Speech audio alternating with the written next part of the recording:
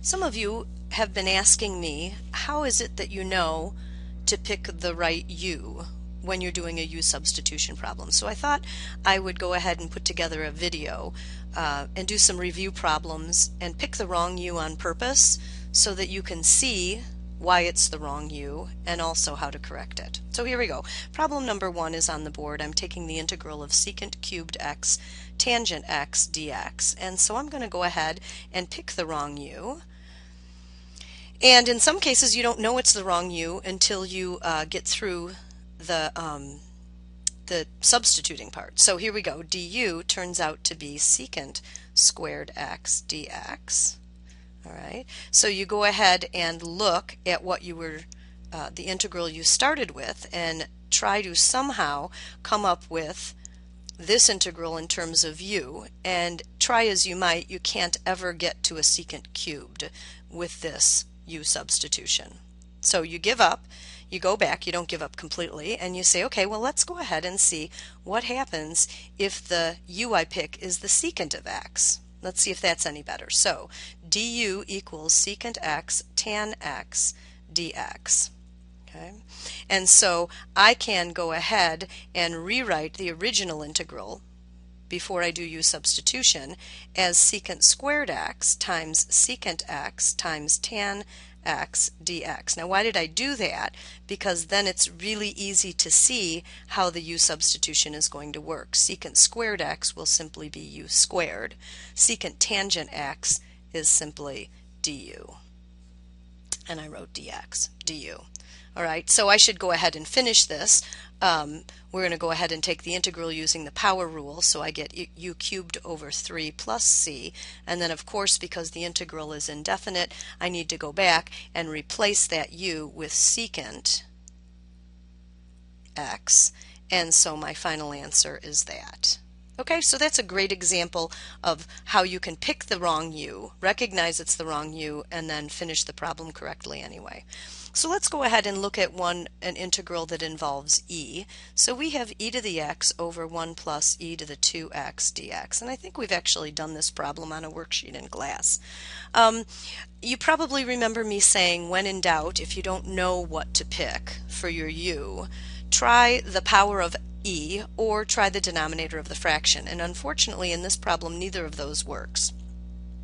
So what we're going to do is pick the denominator of the fraction and show you how it doesn't work, and then go back and do it correctly. So if u is 1 plus e to the 2x, then du turns out to be 2e to the 2x, and that's the chain rule with e to the 2x dx. And then 1/2 du equals e to the 2x dx.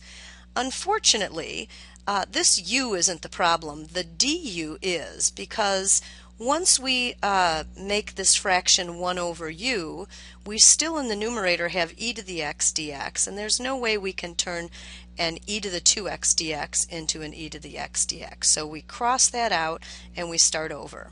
So this is one of those where you recognize that it is a form of the derivative of the inverse tangent. So let's do this. Let's go ahead and pick u as e to the x, and then du turns out to be e to the x dx, and then this integral becomes nothing more than 1 over 1 plus u squared du. Okay, can you see that? If u is e to the x, du is e to the x dx, and so e to the 2x becomes u squared. Well, that's nothing more than the inverse tangent of u plus c. And then of course, because it's an indefinite integral, we're not done until we go back to the original e to the x plus c. Okay, one more example, and this one involves power rule. Let's say we've got the integral, this is the third one we're doing, and this is t squared times the square root of t minus 3 dt. And so your choices for u are either t squared or t minus 3. Okay.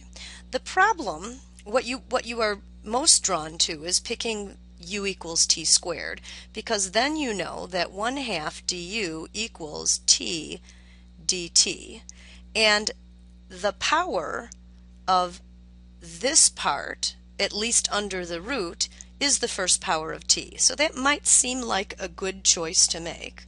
Unfortunately, it's the wrong choice, and here's why. There's no way that we can go from u equals t squared, 1/2 du equals t dt, to the square root of t minus 3 dt. What does that equal? All right, so there's no configuration of this information that will get you to that. So even though the power of this that's under the root is 1 degree less than t squared, that's not the u to pick. So here's what we do. We pick u to be t minus 3, so du turns out to be dt. And then on the aside here, we're going to go ahead and not only solve for u, we're going to solve for t. And so t becomes u plus 3. Right? So now when we do the u substitution, we get that t squared will be u plus 3 squared. And then the t minus 3 that's under the root will be u to the 1/2 du.